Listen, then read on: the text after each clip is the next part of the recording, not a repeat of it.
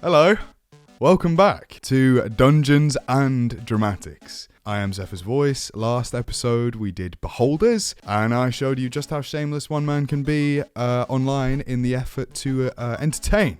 And so today, we're not going to be doing anything nearly as exciting as Beholders, but we're going to be doing something just as classic, and that is Goblinoids, i.e. goblins, bugbears, and hobgoblins. As before, nice and nifty in this time, not too much rambling. I'm going to get into some lore, not too much, just enough of the three goblinoid categories, and then we will move on to performance. That being said, if you know the lore, or if you found somewhere else that's better for lore, great. Skip straight ahead to the performance. There'll be stamps in the chapters down below. Let us begin with the smallest, the most recognizable, I think the most fantasy widespread of the Goblinoid faction. And that is, obviously, Lil Gobbos, Gobbo Boys. I'm not going to read you much, but I will read you a little bit from Volo's Guide to Monsters once again. Goblins occupy an uneasy place in a dangerous world. They react by lashing out at the creatures that they believe they can bully.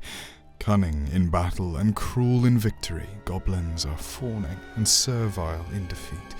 Just as in their own society, lower castes must scrape before those of greater status, and as goblin tribes bow before other goblinoids. Goblins know they are a weak, unsophisticated race, and they can be easily dominated by bigger, smarter, more organized or ferocious creatures. Gives us a pretty good idea of where goblins are on the hierarchy. They're not the biggest, they're not the strongest, they might be the cruelest. They love to lash out at those lesser than them, but that's not because they're powerful, it's because they are lesser. So when they find an opportunity to lash out, they take it. They're nasty little buggers. They're cruel first and foremost, probably crueler than they are intelligent, and I think that is the biggest distinction. We will move on to, I think, the least well known, but the most freaking cool of the three goblinoid variations, which is bugbears. Bugbears feature in the nightmare tales of many races. Great hairy beasts that creep through the shadows as quiet as cats. If you walk alone in the woods, a bugbear will reach out of the bushes and strangle you. If you stray too far from the house at night, bugbears will scoop you up and devour you in their den. If a bugbear cuts off your head, your soul stays trapped inside, and the bugbears use your head to magically command all whom you once knew. Lurid tales such as these have flowered from the seeds of truth. Bugbears do rely on stealth and strength to attack, preferring to operate at night. They do take the heads of enemy leaders, but they are no more likely to eat people indiscriminately than humans are. Bugbears aren't likely to attack lone travelers or wandering children unless they clearly have something to gain by doing it. From the viewpoint of the rest of the world, their aggression and their savagery are thankfully offset by their rarity and lethargy. Bugbears are kind of like, maybe not particularly accurate, but like a special forces type shtick. They stay around, sleeping all day like a lion, and then when they're needed, they can climb into a castle, perform just violent, sudden onslaught. They are really cool. They look really cool too, just like huge bears on two legs. And I think that lethargy is another thing you want to remember for their characters, because pretty comedic. I think a lot of comedic potential with all three of these. The hobgoblins, which we'll move on to now, a lot more single file martial. You'll see. War is the lifeblood of a hobgoblin. Its glories are the dreams that inspire them. Its horrors don't feature in their nightmares. Cowardice is more terrible to a hobgoblin than dying, for they carry their living acts into the afterlife. A hero in death becomes a hero eternal. Young hobgoblins start soldiering when they can walk, and heed the mustering call as soon as they can wield their weapons capably. Every legion in the hobgoblin's entire society forever stands prepared for war. So the chapter goes on to explain all about where hobgoblins live, how their rank and file might be laid out, how they're trained, and how essentially they are bred for war, just like it says there. They are hardcore. I mean, hobgoblins, in terms of the D&D lore, they're not particularly similar to orcs, they're not far off in terms of strength and build. I would say they're almost smarter than most normal orcs as well. So that's a big deal. And if you're like me, as in you came to D&D from Lord of the Rings, because I think a lot of people did, it's easy to get confused between hobgoblins and orcs and urukai. I would say a hobgoblin, a good comparison would be maybe an urukai, maybe a smaller urukai. So, nice and short lore section. Welcome to me making a fool of myself. Now, luckily we have 3 different creatures this time, not just the one. So rather than making 2 different variations, which we will do in the future again, I'm sure, we're going to make one of all 3. I am going to create with you, with your help, 1 goblin, 1 bugbear, and 1 hobgoblin for use in your campaigns and potentially in mine. We're going to name them, which is the only thing I've done away from camera, which is do some random name generators.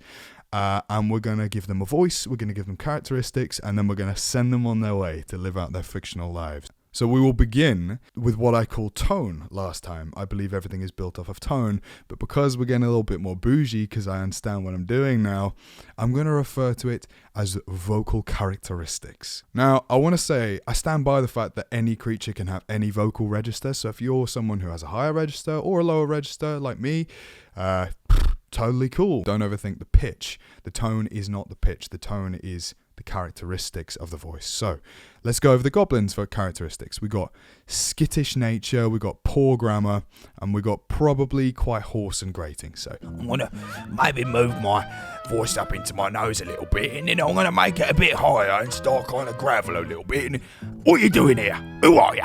Get out of here. Nice and skittish, nice and jumpy, nice and what are you walking about here then? Hey? Anyone give you permission? I should go and get some, yeah. For a goblin, because there isn't anything in the book that I could find, I was thinking, what is a grating, nasty voice that you can just kind of yell? Wix. Alright. Wix. Name's Wix. What's yours? Now let's move on to the big, hairy and ugly boy, the bugbear. Now, let's talk about his vocal characteristics, their characteristics, her characteristics, whatever you want to do. I would say the 3 I'd go for are slow, strong, lazy, and endearing. That's 4. But that's super weird because they're like hyper murderous. They're special forces. I get that. They're terrifying. But they're just so cute in a weird way. You know what I mean? They're stupid and slow in my mind. Maybe not yours, but roll with me here. Right down in the low register. Right. No. So we've got the slowness, but we've got the depth to ingratiate some kind of endearing nature. But we need to allow it some strength as well. We don't want our murderous bastard to seem too weak. I like that a lot. And if we're talking endearing, let's hit it with a name like Bon. Hello, my name's Bon. Let's move on to the Hobgobbo. So, for the characteristics I've picked out, authoritative, biting, harsh, and firm. Because a hobgoblin, it can be very easy like, oh, it's just a big goblin, so I'll just take my goblin and lower it a bit. Yeah, you could, but also you've got to remember, goblins are kind of stupid, hobgoblins less so. I think hobgoblins have a strategy that a lot of people kind of miss out on. So, let's start with a name this time. For our Hobogobbo. Rokrar. Rokrar. I like that. Kind of sounds like a greeting from an orc in World of Warcraft. Anyway, so I'm going to stick at my normal register, and then I'm just going to make it a little bit British, because of course I am from Britain, and then I'm going to make it nice and tough, nice and straightforward, nice and authoritative, and a little bit less hard to understand than the goblin, a little bit less hard to listen to than the bugbear. Slightly more martial, slightly more straightforward. Still got the gravel in it. He's still a monster after all. We're not going, out of space here. So the beholder stuff, it was very complicated. This doesn't have to be complicated. These are very grounded creatures, I think. So let's move on to everybody's favorite section, noises. Which is what I was referring to it before, but now we've gone bougie because this is the second episode, so I'm going to refer to them from now on as vocal flavor. Yeah, we've gone from vocal characteristics to vocal flavor. Let's start with Wix again. So, what we're going to put into a goblin's vocal flavorings to make it more irritating, more screeching. Well, I think screeching is probably a good place to start. Also, giggling. I kind of feel like goblins giggling at your party's dismay, always going to be more irritating, more everything you want a goblin to be. So, I'll get up into the higher register again, and then I'm up here. Okay, I found it. It just takes a minute for me to find it sometimes, and then all over the place, really, and yeah. Maybe the screeching should be a little bit less crazed. So I'm up here, and then I'm kind of laughing at it. What are you doing? You stupid. Yeah, that's a little bit better. The screeching's more ingrained in the speech rather than just randomly stopping to screech. All right, Wix. That works. Jesus Christ. I mean, frick. You know what? I thought this would be less shameless than the Beholders, but it's transpiring a little bit differently, not gonna lie. So, moving on to Bon, the Bugbear. Already done some yawning, but I don't feel like there was enough power there. Yes, I want Bon to be endearing, but he's also a bear. He's a bugbear. He's terrifying, he's endangering. So let's add some growling too. Start to yawn as I speak. What are you doing here then? You're not here to start anything troublesome. I hope not. I don't really want to fight right now. I'm just relaxing. A little bit calmer, a little bit easier to do than Wix. Okay, moving on to the last, Rokrar. Now, Rokrar, we're kind of working around the assumption that Rokrar is a intelligible creature. So the voice is not particularly different to mine. It's got pretty humanoid features, a lot more humanoid, I think, than the Bugbear and the Goblin. A Hobgoblin of an intelligible caliber might seem like a bit of a dead end when it comes to noises. Comedic or otherwise, he's a bit too humanoid for any crazy ones, particularly if you're going to compare them to Beholders. But I think there's room here for just the right amount of noises to engage the character further. Yeah, I'll just go into the little bit of cut at the edge. Yeah, and here I am, so Rokrar. Here I am, you bastards. None of you look ready for fighting. None of you look ready for war. I've seen it. Yes, I have. I've seen more war than all of you combined. Bunch of weaklings, but I'll snap you to it. No worries. Snap you right to it, you dirty green bastards. So a little bit of noises just to make him a little bit more ingrained. Because look, notice about yourself if you don't already. When you speak, you make noises. Just like a baby does. Just like a dog does. Just like a cat does. Everyone makes noises. What I'm saying is, if you make noises, then so can Rokrar, despite the fact that he may be not much of like a noise potential creature. My vocabulary, they're not very good today. It's, oh my goodness. I hope that makes sense. So, we'll move on to the final section before I keep you here for like 3 hours. We were referring to it as body language, but like I said, we're on Bougie episode 2, boys. So we're moving on to vocal context. Yes. Much easier with these characters. As I said, they're all humanoid, despite being monstrous, so they got arms. They got freaking shoulders and torsos. They're not just a floating head with knives. So let's start with Wix. Nice and jiggery, jumpy. Oh, maybe he's grassing his teeth a little bit. What are you doing here? Maybe does a little bit of a jig sometimes, dancing up and down, squeaking in my chair, ruining the audio for the video. What are you doing? Ruining your video, surely. I'll just cover that in English, so you get that. Maybe a little bit of a dance if you're standing up and moving about during your campaign. Oh, feel free to dance around the table. Hell yeah. Jittery, jumpy, gnashing the teeth. Let's move on to Bon. What is this big bear going to be like? Well, we've discussed lethargy, so definitely lethargic, but there's a difference between lazy body posture and body movement and powerful, slow body movement. So let's see where that brings us if I just begin. So, I lower myself down to Bon again, and he's doing his yawning, and he's doing his crawling a little bit, and he's moving with deliberate nature. All of his movements seem exact, as if they're all supposed to represent something specific. Because a predator his size needs to convey the fact that he reserves energy for every movement, just like a lion does. You lie down all day, and for 30 seconds, it's murderous and it kills a wildebeest. That's what we want to go for with Bon. Anyway, last up, Rokrar.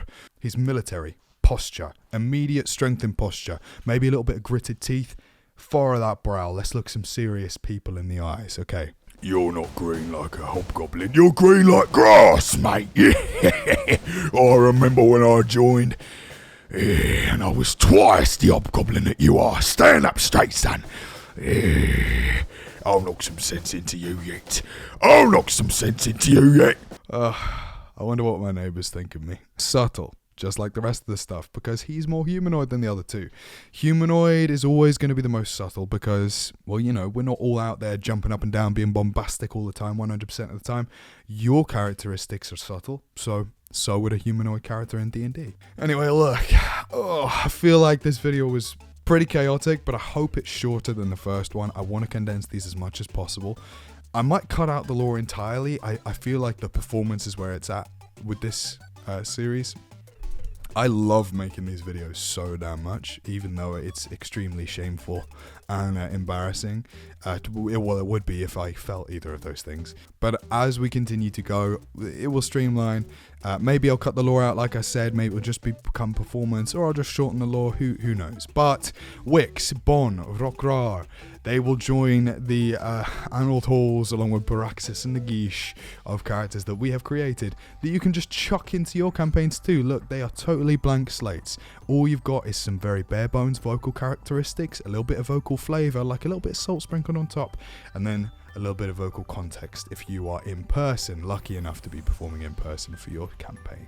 So, I'm going to continue doing Volo's Guide. I want to do Vampires and Dragons, but I've got to wait to get some more books before I do that. So I think we're going to maybe be doing Hags next time, which is going to be good. Ooh. So, if you're still here, thank you for watching. I have been Zephyr's voice. It is a pleasure to teach you and have you listen to me be an absolute nutcase for hopefully around about 10 minutes. But we'll see, I guess. I truly hope I see you in the next one. And just thank you a lot for watching.